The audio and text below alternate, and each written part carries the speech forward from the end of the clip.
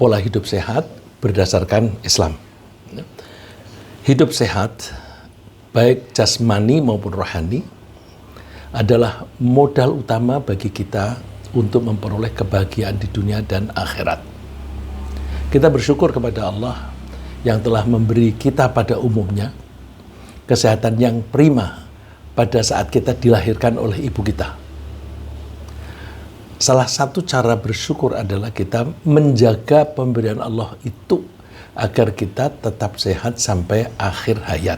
Jadi kalau kita diberi oleh Allah badan dan roh, kita bersyukur kepada Allah dengan cara merawat agar badan dan roh kita tetap sehat, tetap baik. Ini mirip-mirip dengan kalau bapak ibu memberi sepeda kepada anak. Kalau anak itu mau menggunakan sepeda itu dengan benar, dengan tujuan yang baik, dan merawatnya, maka ibu atau bapak merasa senang. Kemudian bahkan diperhatikan, kalau sepeda itu sudah menjadi terlalu kecil untuk anak yang makin tumbuh menjadi besar, bapak ibu ingin mengganti yang ukurannya lebih besar lagi, supaya lebih nyaman. Ya. Jadi kalau kita diberi oleh Allah badan dan roh, kita jaga kesehatannya, dan kita gunakan sebaik-baiknya, Allah akan senang. Kemudian kalau kita memanfaatkannya itu dengan baik, Allah ingin menambah lagi. Nah, rupanya dia menggunakan akalnya dengan optimal. Aku tingkatkan kecerdasannya. Jadi kalau kita itu makin banyak belajar, bukan makin bodoh, bukan makin hilang kecerdasannya, tapi kecerdasan itu makin meningkat. Nah, ini seperti santri-santri kita yang pada menghafal Al-Quran, coba cek. Bapak-bapak, ibu-ibu yang punya anak atau cucu yang sedang menghafal, cek. Makin banyak yang mereka hafal dari Al-Quran, kecerdasannya makin meningkat. Dan kalau kita sudah dewasa, sudah membiasakan dengan memanfaatkan akal kita dengan optimal, antara lain misalnya dengan menghafal Al-Quran. Menghafal itu berarti setiap saat itu akal kita, otak kita melakukan latihan atau exercise. Nah, kalau setiap hari itu exercise, maka kapasitasnya itu makin membesar, sehingga makin bisa berpikir secara mandiri. Kita ini seringkali berpikir tidak bisa mandiri, harus pakai bimbingan. Ya memang, sampai kapanpun kita butuh bimbingan. Tetapi bimbingan itu makin minim, sehingga kita bisa mengatakan belajar secara mandiri. Ya, saya tidak menganjurkan supaya belajar betul-betul mandiri. Nanti kita tidak mau menggunakan bimbingan dari Allah, ya, karena kita merasa betul-betul mandiri. Tidak, mandiri dengan keterbatasan yang wajar. Nah, kesehatan jasmani jika disertai dengan rasa aman, jasmani itu badan, rasa aman itu jiwa, roh. Ya, jadi kesehatan jasmani jika disertai dengan rasa aman dan ketersediaan bahan makanan, itu membuat kita merasa seolah-olah kita tuh memiliki dunia secara sempurna. Udah semuanya beres gitu. Nah, ini disabdakan oleh Rasulullah SAW, man asbaha minkum aminan fi sirbihi mu'afan fi jasadihi indahu qutu yaumihi faka'annama hizat lahud dunya. Barang siapa di antara kalian yang di pagi hari merasa aman di tempat tinggalnya, mudah-mudahan kita tetap aman ya, tidak ada perang saudara, tidak ada penyerbuan dari negara lain, merasa aman di tempat tinggalnya, tubuhnya sehat, dan ia memiliki makanan untuk hari itu saja. Tentu mempunyai untuk hari besok lebih baik, tapi minimum untuk hari ini kita itu sudah mempunyai cadangan makanan, maka seakan-akan dunia seluruhnya itu telah dihimpun untuknya, dihimpun untuk kita. Mudah-mudahan kita semacam itu. Ya. Jadi berkumpulnya rasa aman, badan yang sehat, ada ketersediaan bahan makanan untuk 1 hari. Itu sudah rasanya nggak ada problem. Nggak ada problem berarti seolah-olah dunia ini milik kita sendiri. Kita itu kalau mengatakan badan kita sehat, ukurannya apa sih? Ukurannya tidak ada keluhan. Nggak ada keluhan, kulitnya gatel, kepalanya pusing, sendi-sendinya sakit, nggak ada. Kalau nggak ada keluhan berarti sehat. Nah, kemudian menjaga kesehatan ini itu sangat penting karena kita sangat membutuhkan kesehatan jasmani dan rohani. Ketika kita melaksanakan sholat sedikitnya 5 kali sehari, ketika kita melakukan puasa setiap hari berturut di bulan Ramadan, mudah-mudahan Allah memberi kita umur sampai dengan akhir Ramadan sehingga kita sempat beribadah di bulan Ramadan, dan kita berjalan dalam jarak yang cukup jauh untuk tawaf. Ini bagi yang pergi haji itu ada kemampuan untuk berjalan untuk tawaf mengelilingi Ka'bah dan sa'i, berjalan cepat dari Safa dan Marwah, dan masih harus berjalan lagi ke Mina untuk melempar jamroh dan sebagainya.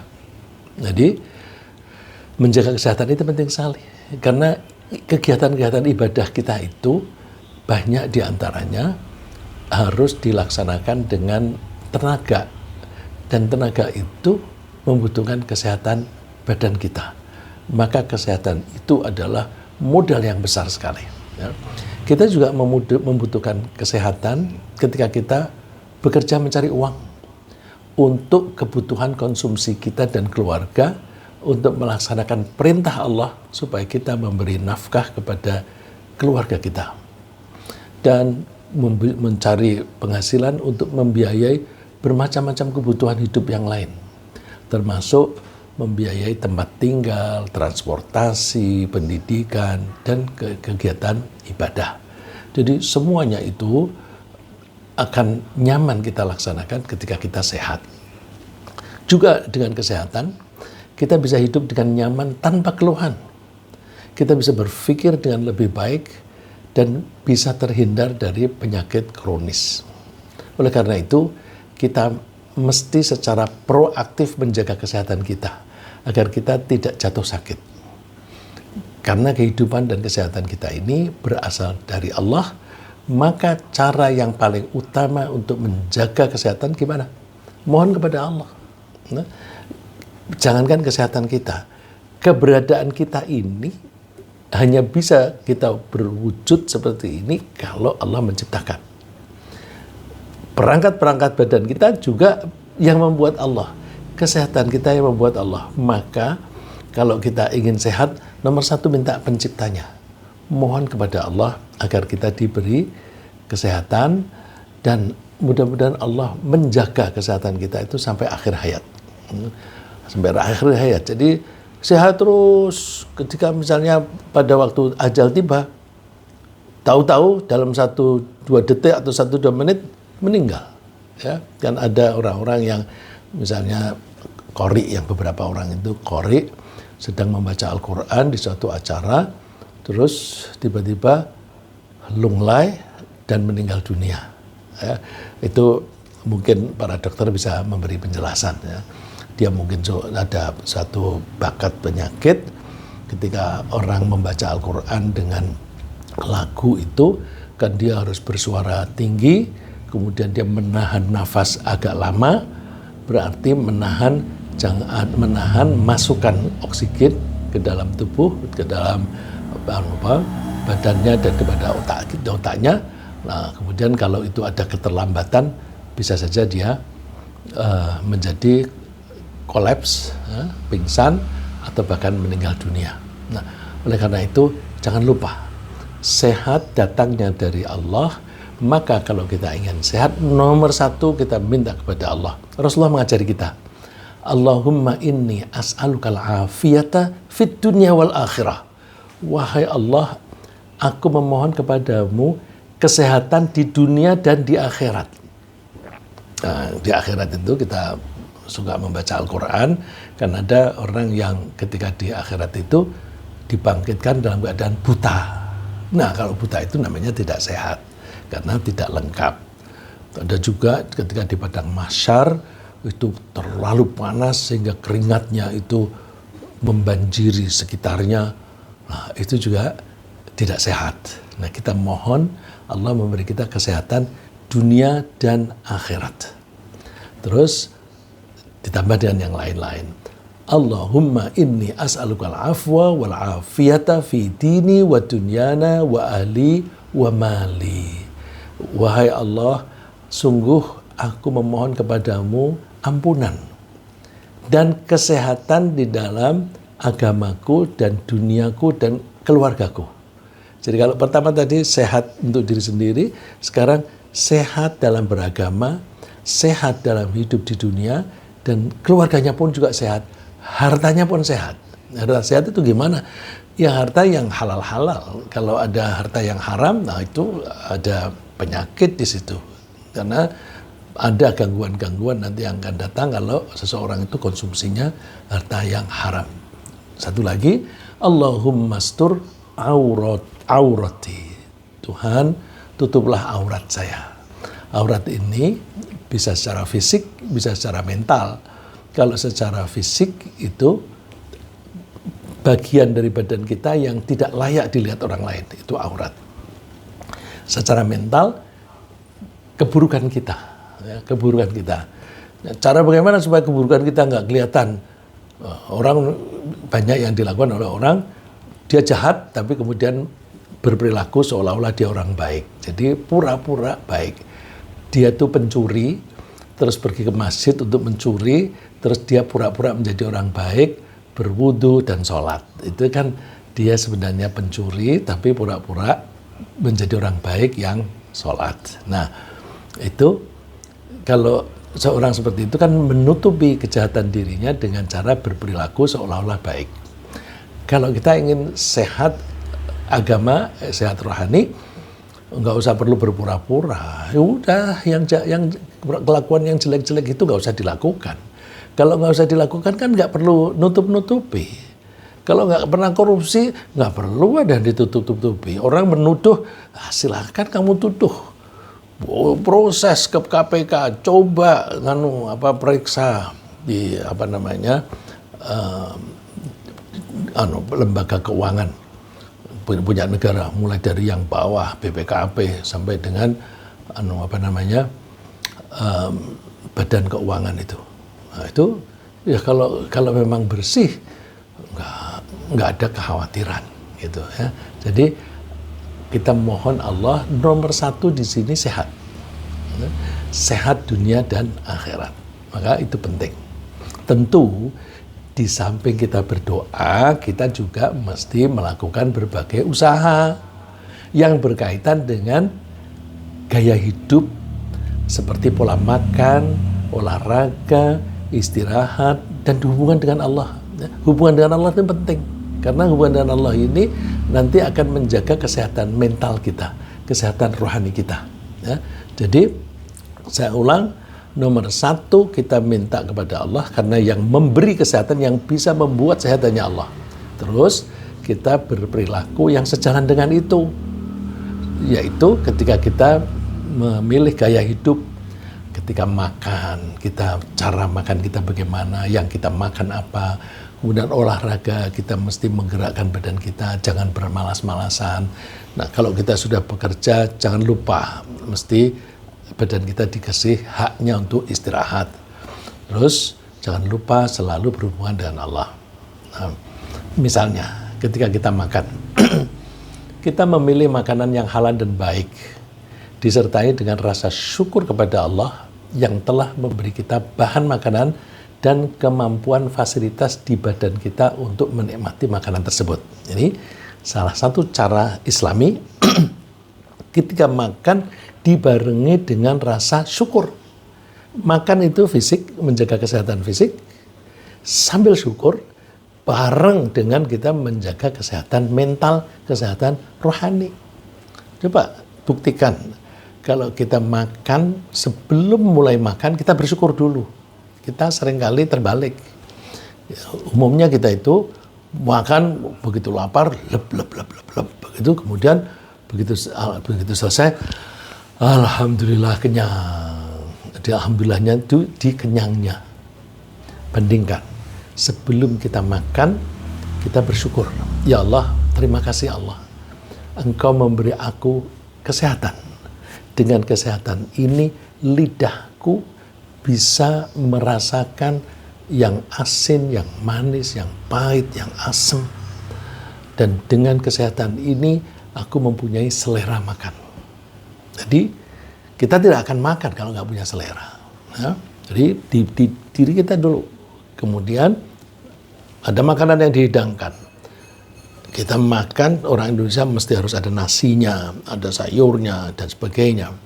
Kita syukur, ya Allah, terima kasih Allah. Aku setiap hari butuh makan nasi, tapi aku tidak perlu menanam padi. Engkau Allah yang menggerakkan teman-teman kita petani untuk menanam padi. Bagaimana Allah mendorong mereka?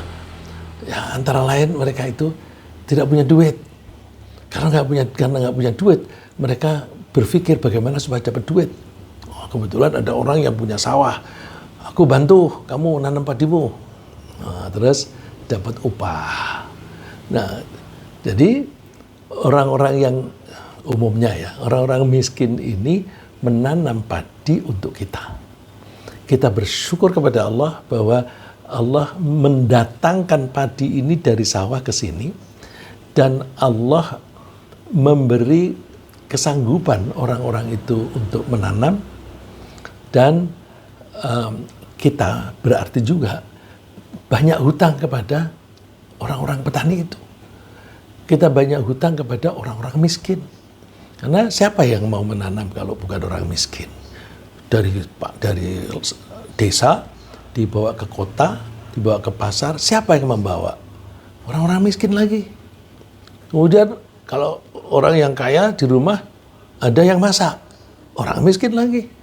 Jadi ketika makan, ya Allah, alhamdulillah Engkau memberi aku kemampuan untuk membeli, membayar semuanya, dan saya merasa berhutang kepadamu Allah, dan juga berhutang kepada orang-orang yang berjasa. Maka salah satu wujud syukur itu kita mesti mau membagi sebagian dari harta kita kepada orang-orang miskin tadi. Cuma Allah tidak menganjurkan kita untuk menelusuri, berasku ini, padiku ini, siapa yang nanam ya? Wah, nggak akan ketemu. Nah udahlah, dicari wakilnya. Wakilnya itu orang-orang yang dekat dari kita, orang-orang miskin yang dekat kita. Itu, jadi kita mulai dengan syukur. Kemudian kita dengan begitu, makanan yang halal itu sehat bagi kita.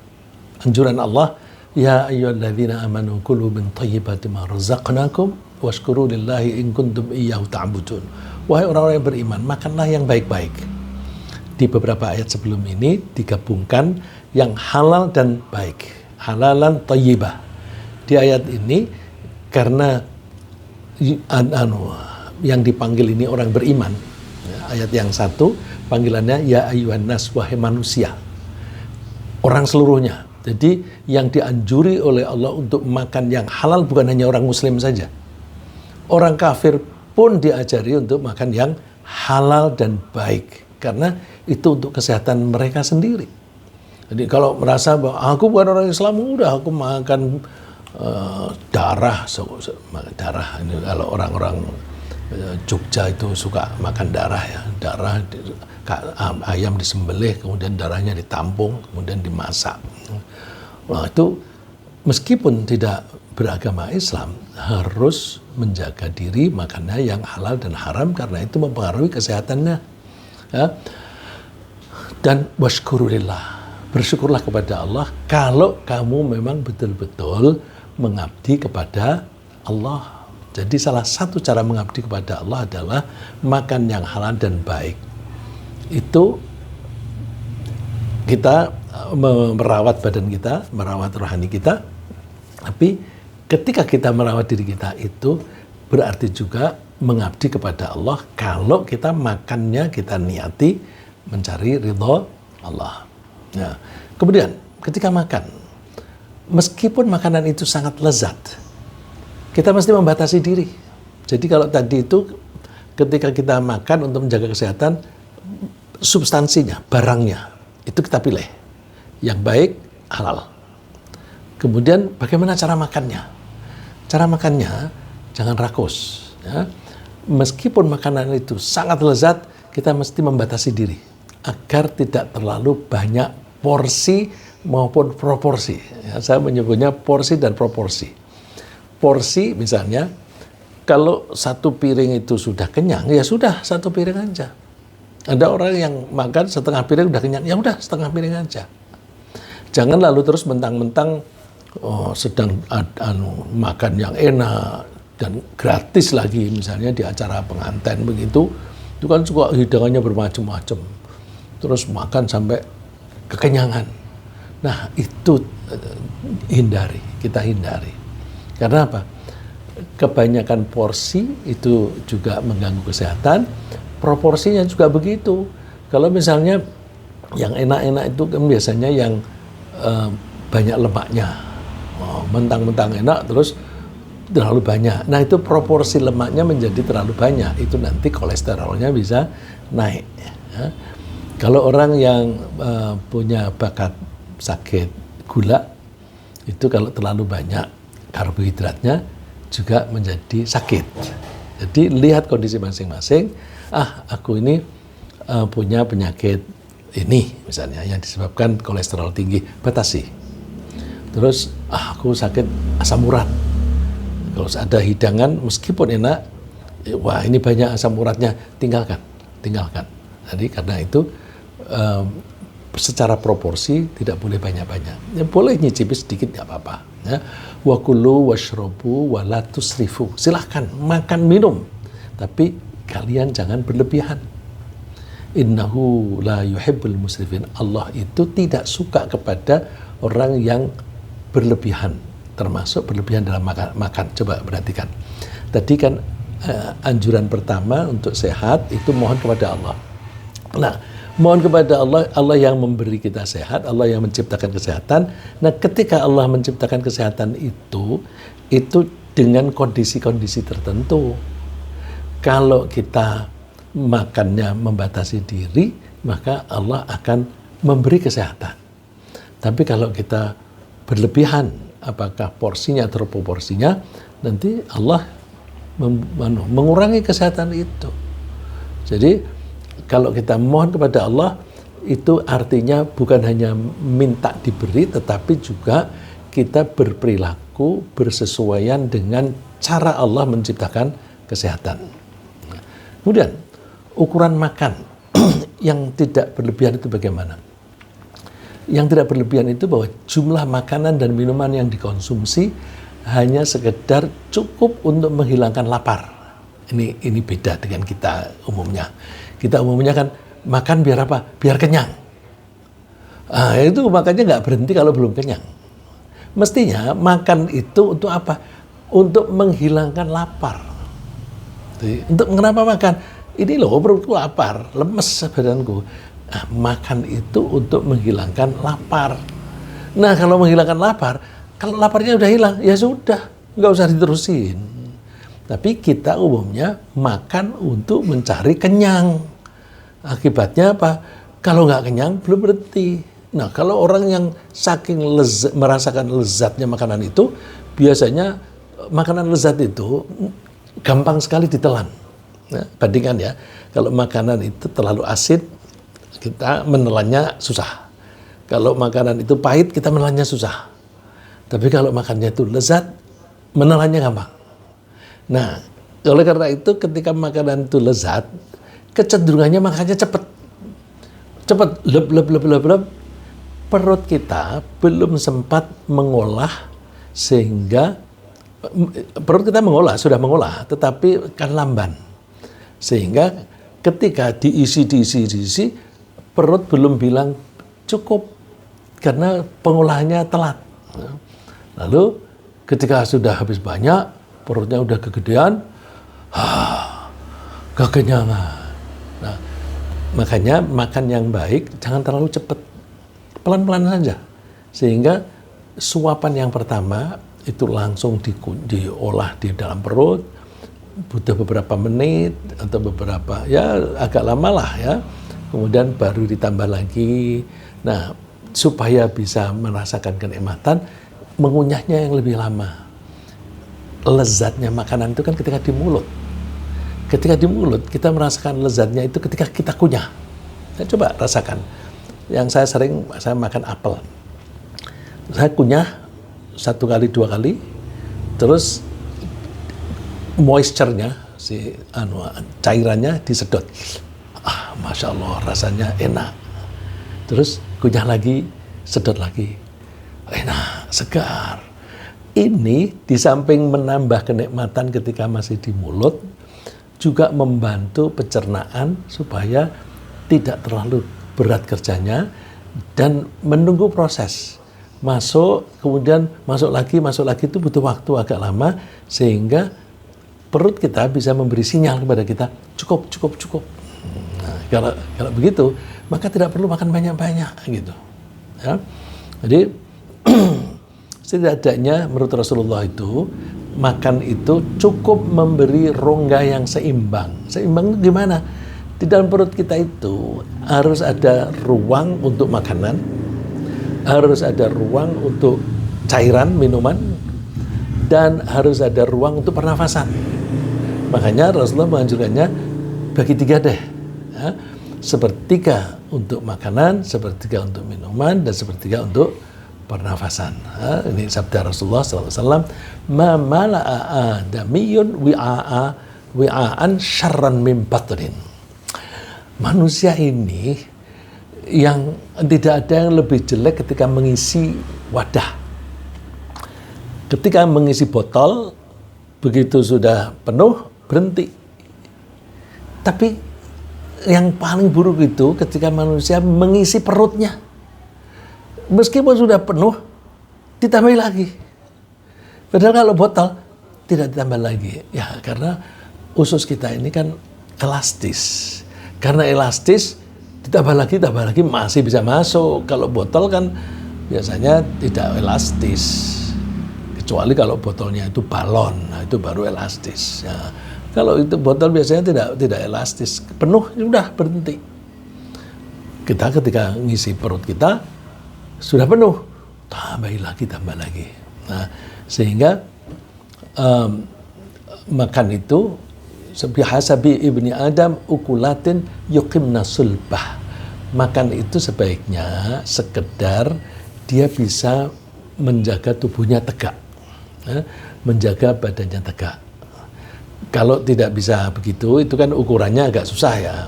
Nah, segini cukup, aku sudah punya tenaga. Nah, ini yang ahli menghitung, ini makanan ini kalorinya berapa.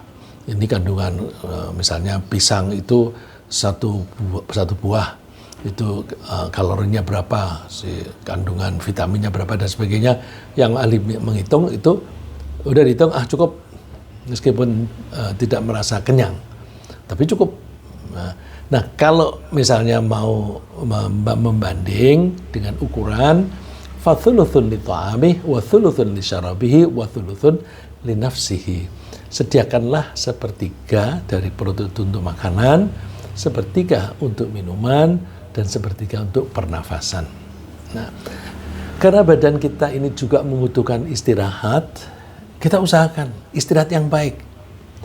Istirahat yang baik yang waktunya, periodenya bagus ada di malam hari.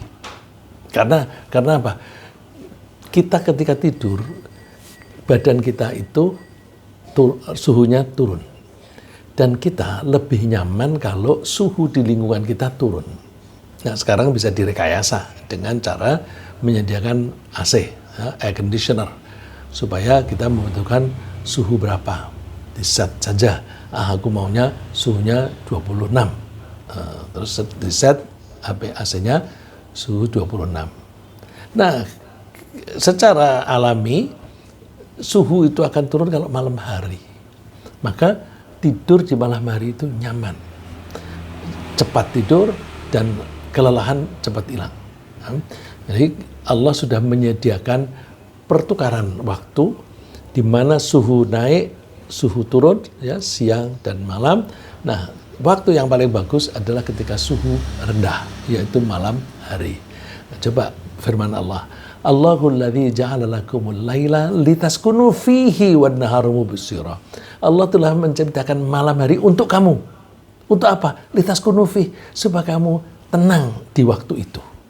Tenang karena suhunya rendah. Ditambah lagi gelap, sehingga kalau mau jalan-jalan, gelap kita merekayasa dengan cara banyak sinar, banyak lampu. Tapi coba kalau kita itu tinggal di desa yang tidak banyak rumah, itu kalau malam begitu gelap mau keluar, males suhunya favorable, cocok, terus tidur enak. Wan naharu mubsira, dan Allah menciptakan siang hari itu terang supaya kita itu kalau mau bekerja lebih gampang, lebih nyaman, dan ada sinar matahari, kita punya energi. Nah, itu adalah karunia Allah. Innallaha ladzu fadlin 'alan nasi walakinna aktsaran nasi la yashkurun. Sungguh Allah itu memiliki karunia yang diberikan kepada manusia, cuma sebagian besar manusia tidak bersyukur. Coba firman Allah ini, aktsaran nas, sebagian besar, kebanyakan manusia la yashkurun, tidak mau bersyukur. Nah, ini kalau kita memang selalu mau berpikir tentang lingkungan kita dan siapa yang membuat lingkungan kita, itu makin hari kita makin bersyukur kepada Allah. Kemudian, supaya sehat, kita juga mesti menjaga kebersihan jasmani dan rohani. Dan Allah kalau menganjurkan kesehatan itu jasmani rohani. Misalnya, kita dianjurkan sering berwudu, sebelum sholat wudu. Mau baca Quran, wudu. Wudu itu secara fisik membuat lebih bersih.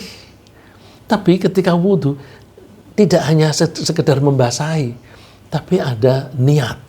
Niatnya hanya karena Allah. Nah, ini rohani. Jadi wudu itu luar biasa, ya, untuk membersihkan badan sekaligus rohani.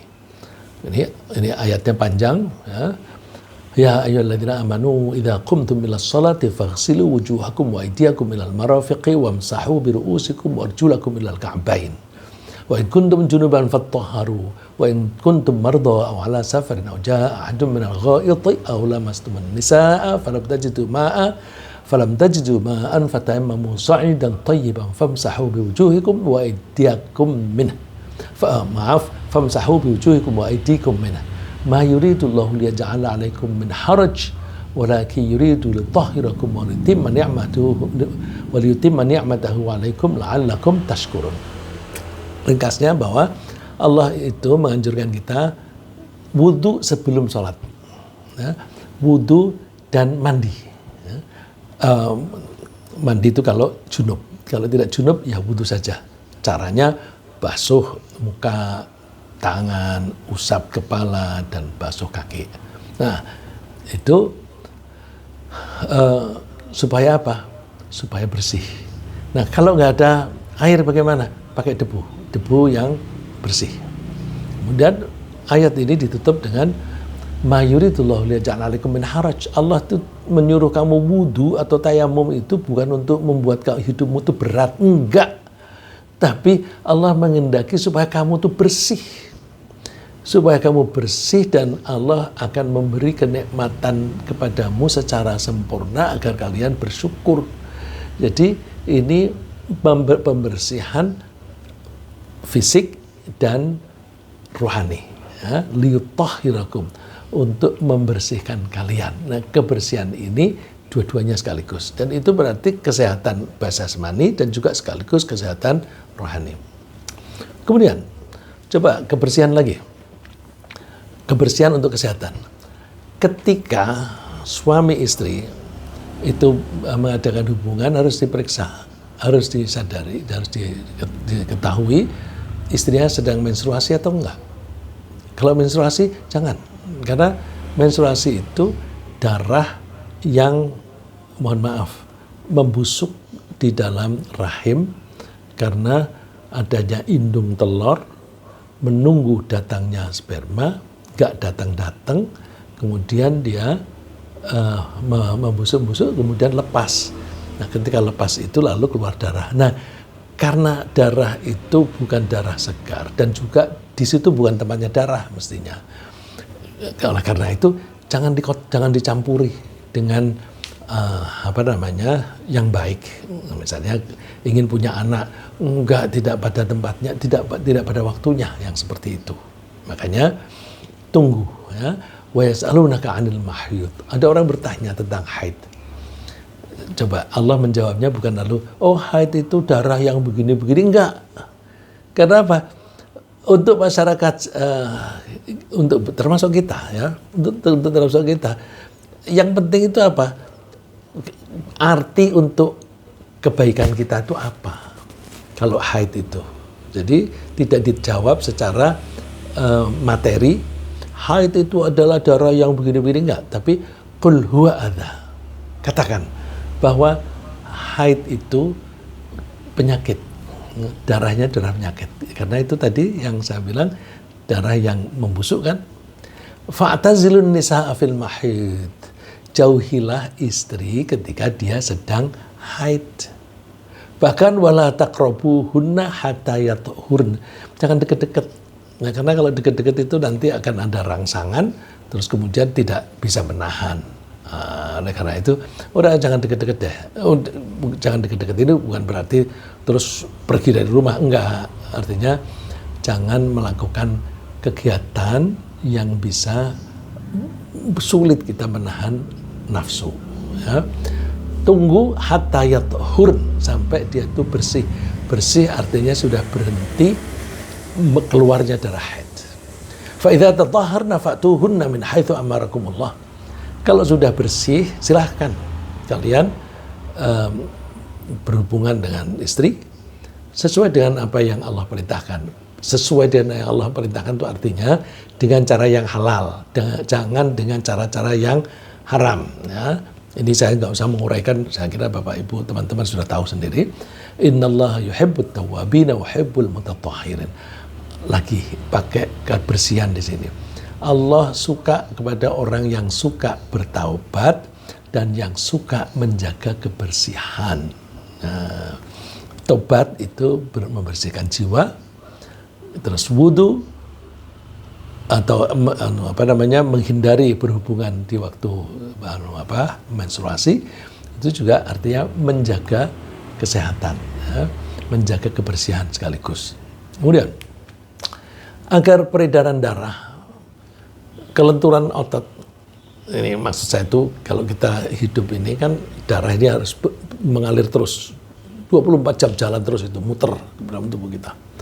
Terus otot-otot kita ini juga perlu lentur. Ya, kalau kita berhenti itu nanti menjadi kaku. Terus pernafasan kita itu juga perlu lancar. Nah, caranya gimana?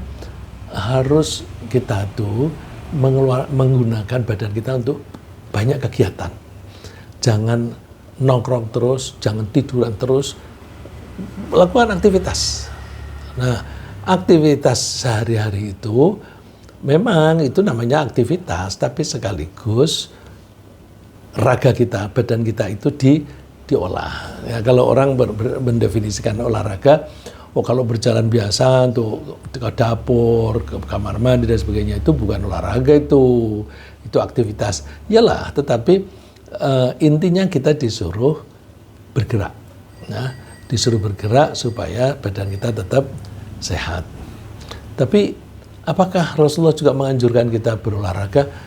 Iya, ada kegiatan-kegiatan yang disebut oleh Rasulullah secara eksplisit yang kita menyebutnya olahraga. Misalnya Rasulullah mengatakan, kullu syai'in laisa min dzikrillahi fahuwa lahwun. Semua kegiatan yang tidak disertai dengan mengingat kepada Allah itu namanya perbuatan yang sia-sia.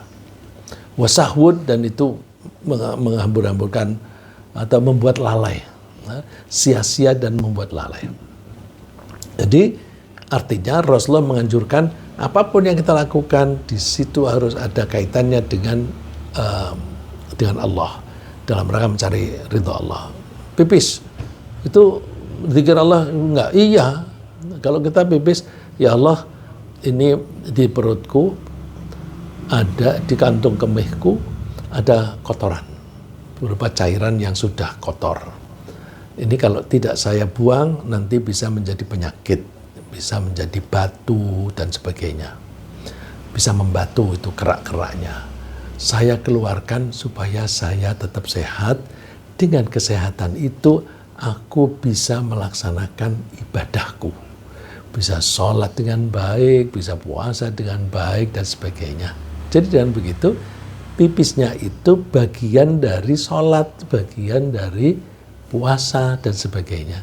Dengan begitu ketika pipis kan sambil bersyukur kepada Allah, niat kepada mencari ridha Allah dan bersyukur, alhamdulillah aku bisa mengeluarkan cairan yang kotor ini dengan mudah. Ya, ada orang yang sulit mengeluarkannya, alhamdulillah dengan mudah, bersyukur. Ya. Nah itu berarti pipisnya itu sambil ingat kepada Allah. Ya. Nah terus dikasih contoh dari Rasulullah. Bagaimana kalau orang berjalan mundar-mandir? Nah, Rasulullah memakai istilah masyir rajuli bainal ghurdaini. Berjalan di antara dua tujuan. Jadi dari tempat A ke B balik ke A. Mundar-mandir, ini artinya mundar-mandir.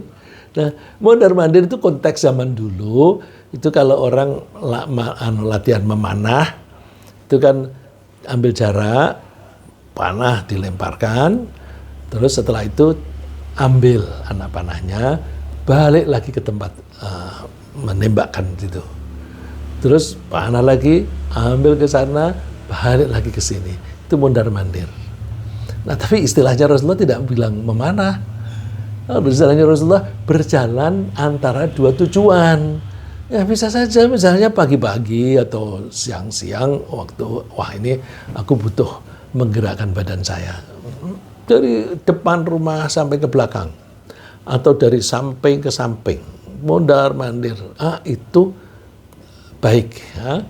Terus contoh lagi, wa ta'dibuhu farasah. Dan melatih kuda ya apakah untuk keterampilan itu supaya berjalan dengan indah atau untuk peperangan zaman itu, untuk peperangan juga ya. Nah itu baik. Wa mulahabatuhu ahlahu, dan bermain-main dengan keluarganya. Dengan keluarga ini kalau dengan anak-anak kan suka lari-larian, ayo main badminton. Wa ta'allumus siyahah. Wa ta'allumus sibahah. Belajar berenang. Ini kan yang kita sebut sebagai olahraga.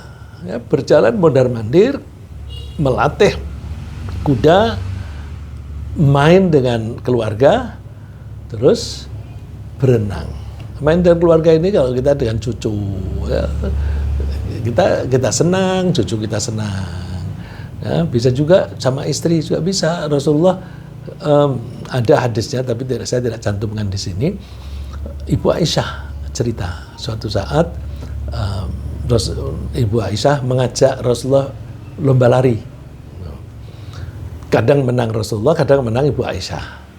Ibu Aisyah bilang, ketika aku kurus, aku menang. Tapi ketika aku gemuk, Rasulullah yang menang. Nah, ini kan olahraga juga. Ya. Jadi misalnya orang mengatakan, mana dalilnya olahraga? Hadis ini bisa dipakai untuk dalil olahraga, ya, untuk menjaga kesehatan. Itu tadi semua mengenai badan. Bagaimana dengan rohani yang betul-betul rohani? Ya, secara mental dan rohani, kita umat Islam juga sangat berpotensi untuk sehat. Karena apa? Keimanan yang kuat itu membuat hati kita tentram, membuat kita optimis menghadapi masa depan, dan kita riang. Karena apa? Nggak punya problem, nggak punya yang ditakuti. Kalau orang korupsi, kan ada yang ditakuti. Karena ada yang ditakuti, nggak bisa riang. Nah, orang yang suka menipu, wah itu kan melihat sana sini, ada nggak orang yang aku tipu itu? Tapi orang yang perilakunya baik, enak, riang. Nah, kita misalnya memahami bahwa Allah itu menciptakan manusia dengan banyak perbedaan. Seperti suku bangsa, bahasa, budaya, tradisi, pola pikir, dan kebiasaan. Nah, karena kita itu bergaul dengan orang yang punya latar belakang yang beda-beda, maka pola pikirnya beda. Karena pola pikirnya beda, perilakunya juga beda. Lalu Allah menganjurkan kita untuk jangan mengisolasi diri deh. Kalian itu saling mengenal. Ya. Allah menganjurkan kita saling mengenal. Karena perbedaan-perbedaan itu kalau tidak ada saling mengenal, kita bisa saling curiga. Tapi kalau kita itu mengenal, kita tahu, oh dia begitu maksudnya ini kok, enggak apa-apa itu, misalnya begitu. Oleh karena itu, saling mengenal itu bisa mendorong kita untuk berlapang dada, tidak mudah sakit hati, dan suka memaafkan. Nah, memaafkan orang lain semacam ini itu besar sekali pengaruhnya terhadap kesehatan jiwa. Karena kita tidak merasa benar sendiri, karena dengan mengenal kan kita tahu, oh reasoningnya dia pola pikirnya begitu, maka dia melakukannya dengan cara itu, oh itu dengan cara begitu dan sebagainya. Maksudnya baik kok, gitu. Ya udah, itu tidak merasa benar sendiri. Orang yang merasa benar sendiri itu menjadi penyakit tuh. Karena apa? Dia satu, dia sombong.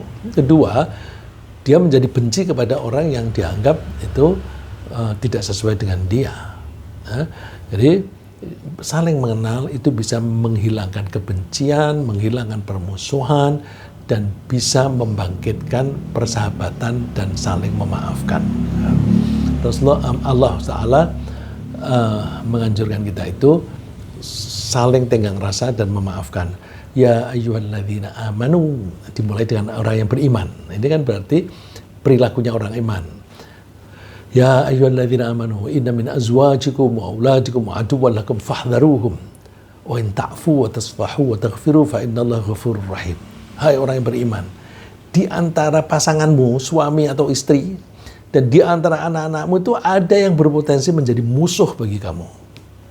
Potensi dari musuh itu dari mana? Ya kalau kita memperlakukan keluarga kita itu dengan tidak baik, ya otomatis akan menjadi musuh. Ya. Jangankan anak, ya. Misalnya ibu atau bapak memperlakukan anak dengan cara yang tidak adil dibanding dengan anak yang lain, oh itu anak itu akan memusuhi itu. Ya. Fahdharuhum, maka hati-hatilah. Jadi ketika kita bergaul dengan keluarga kita mesti hati-hati.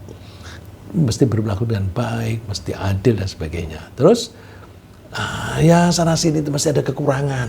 Mesti ada kekurangan. Wa in ta'fu wa tasfahu wa taghfiru fa innallaha ghafurur rahim. Kalau kamu mau memaafkan dan kamu berlapang dada dan kamu mau melebur kesalahan orang lain, maka Allah akan mengampuni kamu dan Allah akan menyayangi kamu. Jadi kita didorong untuk memaafkan. Coba perhatikan, kalau di Quran itu dorongannya memaafkan, bukan dorongan minta maaf, tapi dorongannya memaafkan. Orang itu minta atau tidak, kita maafkan. Apalagi minta, tidak minta saja kita maafkan. Nah, dengan modal keimanan, kita juga berpotensi untuk memiliki hati yang tenang dan tentram.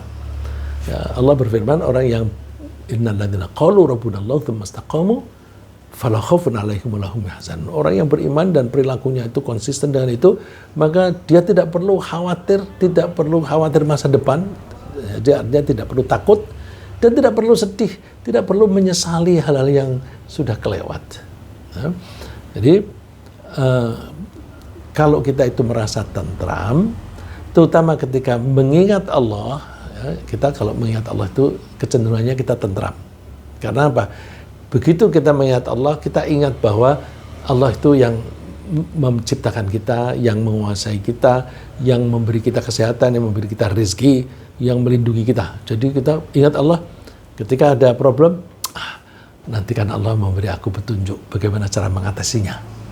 Kalau lagi misalnya, wah duitku tinggal sedikit nih, Allah kan maha pemberi rezeki, ya Allah itu Ar-Razzaq. Nanti kan Allah ngasih, entah dari mana. Jadi hati itu menjadi tenang. Nah, ketenangan, ketentraman hati ini penting untuk kesehatan. Apa hubungannya? Coba, saya pernah membaca laporan World Health Organization, Organisasi Kesehatan Dunia, dari PBB. Sekitar 70% dari penyakit yang disebabkan oleh kejiwaan, ya, penyakit badan, yang disebabkan oleh kejiwaan, apa itu? Seperti stres, galau, sedih, dan takut yang berkepanjangan. Itu jumlahnya itu 70%. Kira-kira. Nah, jadi kalau ada orang bilang, aduh perutku sakit. Nah, bisa karena dia terlalu banyak makan cabai, berarti karena fisik. Bisa karena dia stres. Nah, orang stres kemudian sakit perut kan bisa. Terus bisa juga dadanya, wah dadaku seperti disayat-sayat karena sakit hati. Wah, itu kalau orang yang beriman nggak perlu ada stres, galau, itu nggak ada. Maka dia tentram. Nah, orang yang jiwanya itu tertekan semacam itu, stres itu artinya tertekan ya. Terus kemudian sampai dirasakan di fisiknya, itu biasanya orang menyebutnya psikosomatik. Psikosomatik, penyakit yang dirasakan badannya, fisiknya, tapi penyebabnya adalah masalah kejiwaan. Nah, orang Islam itu jiwanya tentram. Kalau tentram, maka kemungkinan kena psikosomatis sangat kecil. Nah, kalau ekstrimnya, orang Islam itu tentram hidupnya, maka dia potensinya 70% lebih sehat dibanding dengan orang yang tidak beriman. Jadi beruntung kita menjadi orang beriman karena kita diberi ketenangan oleh Allah. Terutama ketika kita mengingat Allah. Ya. Allah berfirman, alladzina amanu wa tatma'innu qulubuhum bidzikrillah. Orang-orang yang beriman itu merasa tenang hatinya ketika mengingat Allah. Ala bidzikrillah tatma'innul qulub. Ketahuilah bahwa dengan mengingat Allah, maka hati itu akan merasa tenang, tentram. Nah, contoh lagi, kalau kita beriman kepada Allah, kita orang Islam, itu kita tidak mudah kecewa. Tidak mudah kecewa atas tidak tercapainya suatu cita-cita. Kita bukan biasanya punya cita-cita, kemudian kita bekerja keras, kemudian ternyata tidak tercapai. Kecewa nggak? Enggak. Karena apa? Orang Muslim itu ketika mengejar cita-cita, dia berusaha sambil tawakal. Dia berusaha, kerja keras untuk mencapai. Tapi dia pasrah. Ya, hasilnya seberapa terserah Allah nanti. Apapun yang diputuskan oleh Allah, Allah itu baik. Nah, oleh karena itu, kalau targetnya 10, dapatnya hanya 8, dia nggak kecewa. Ya, ini ilustrasinya saya menyebut angka ya. Kita punya target 10. Misalnya aku kepengen punya target penghasilanku 1 bulan 10 juta. Sekarang penghasilannya 5 juta. Dia berusaha keras, misalnya dagang, wah, diperbaikilah cara kerjanya dan sebagainya. Terus dia dapatnya 7,5 juta. Kan nggak nyampe. Nah, orang Islam itu memikirnya tidak jarak antara capaian dan target. Ya. Target 10, capaiannya 7,5. Kalau kita berpikir bahwa targetku 10, tapi aku dapatnya 7,5, itu hasilnya kecewa. Orang Islam tidak melihat begitu. Aku dapat 7,5, memang belum mencapai target. Tetapi 7,5 ini kan lebih banyak dibanding semula 5. Penghasilanku dulu 5, aku berusaha meningkat sampai 10. Sampai sekarang dapatnya 7,5. 7,5 itu kan sudah lebih banyak daripada 5. Maka hasilnya apa? Syukur. Terima kasih Allah. Engkau memberi kesempatan aku meningkatkan penghasilanku dari 5 menjadi 7,5. Orang yang pola pikirnya salah, kenapa sih aku targetnya 10 kok dapatnya 7,5? Wah, dia kecewa. Kecewa itu sedih. Jadi nggak enak. Nah, orang Islam itu bertawakal, maka potensi tenang hidupnya lebih besar. Kalau tenang, maka potensi punya penyakit psikomatis itu makin kecil. Ini Nabi Musa memperingatkan, dikutip oleh Allah, wa qala Musa ya qaumi in kuntum amantum billahi fa alaihi tawakkalu in kuntum muslimin. Nabi Musa mengatakan, hai kaumku, kalau kamu memang betul-betul beriman, ini pakai 2 syarat ini. 1, kalau kamu betul-betul beriman, maka kamu bertawakal hanya kepada Allah. Kalau kamu betul-betul Muslim. Jadi Orang kalau mengaku mukmin, mengaku muslim, tidak bertawakal kepada Allah, itu perlu ditingkatkan keimanannya. Ya. Terus coba kalau dikaitkan, kalau saya tadi mengatakan kan secara fundamental orang-orang muslim itu punya potensi besar sekali untuk sehat. Kalau ada orang muslim kok tidak sehat, dicek ya. Mohon maaf, kecuali kalau itu turunan ya. Kalau turunan itu kan kita tidak bisa menghindar. Yang bukan turunan, maka kemungkinan sehat itu besar sekali. Nah, terus kalau ada cerita misalnya, katanya ada dokter yang dikirim oleh Romawi untuk bekerja di Madinah. Lalu ternyata nggak ada pasien karena nggak ada orang sakit. Itu bukan hadis, itu nggak tahu dari mana, tapi nggak ada dan tidak ada dasarnya. Bagaimana tidak ada dasarnya? Karena begini, zaman Rasulullah SAW masih hidup, tidak ada persahabatan antara Madinah dengan Romawi, nggak ada. Rasulullah itu memerintahkan tentara untuk berperang melawan Romawi di Syria, itu di akhir hayatnya. Menjelang wafat, Rasulullah memerintahkan pasukan untuk berangkat ke Syria. Waktu itu dikuasai oleh Romawi, dipimpin oleh anak muda, umur 17 atau 18 tahun, namanya Usamah bin Zaid. Zaid itu dulu budaknya Ibu Khadijah, dihadiahkan kepada Nabi Muhammad, kemudian dimerdekakan oleh Nabi Muhammad, bahkan dijadikan anak angkat. Jadikan anak angkat, terus dia nikah, punya anak namanya Usamah. Usamah ketika umur 17 atau 18 tahun ditugasi oleh Allah untuk memimpin perang. Pasukannya di situ ada Abu Bakar, ada Umar, yang senior-senior. Tapi Abu Bakar dan Umar tunduk, nurut kepada Nabi. Terus ketika ini pasukan baru keluar dari Madinah, Rasulullah wafat. Mereka dikasih kabar bahwa Rasulullah wafat, mereka pulang kembali. Itu artinya belum ada hubungan antara Madinah dengan Romawi, belum ada. Setelah Rasulullah wafat, kemudian Abu Bakar ketika jadi khalifah melanjutkan perintah Nabi ini. Udah, Usamah kamu berangkat. Terus ada yang jaga di Madinah, Abu Bakar dan Umar tidak ikut. Dan Usamah menang dengan gemilang. Dan itu pertama kali umat Islam bisa mengalahkan tentara Romawi.